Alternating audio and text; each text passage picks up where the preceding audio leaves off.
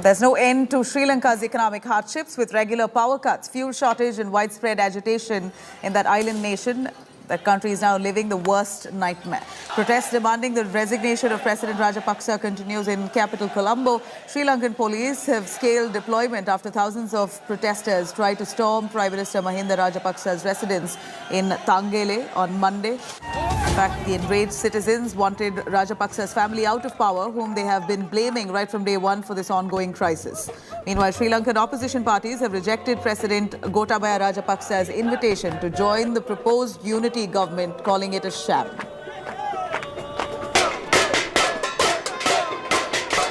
What do you see here at the ground, and what forced you to leave from Sri Lanka? It's a mix of the power cuts, the curfews. Even last night to check into this hotel, this road was blocked off because of the protests, and it was very difficult to get in. I think it just makes the situation here very hard for us as tourists, but I'm sure even harder for people living here.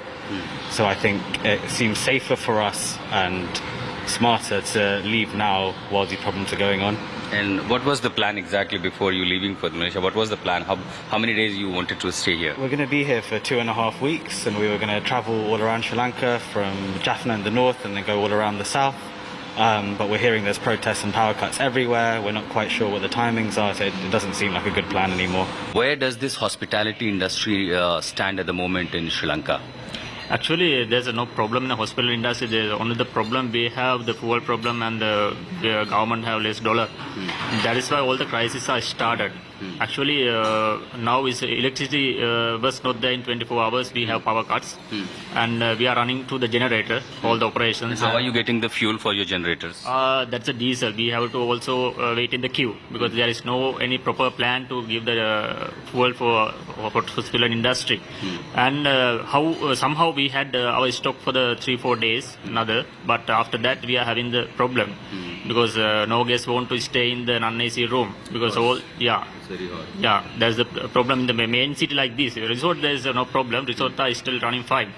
But city hotel, we are suffering because of that problem, and we are receiving so many cancellations these days. In this beautiful island country, tourism contributes in the major economy.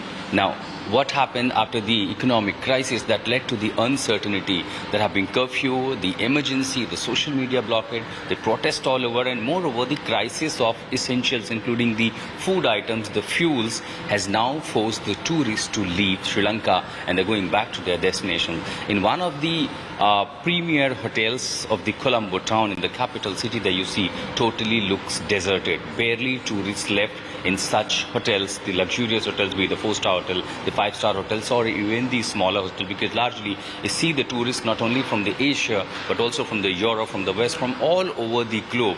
But now amidst of the uncertainty, almost the tourists are leaving this country, going back to their destination. They are apprehensive about the security, they are apprehensive about the situation in Colombo.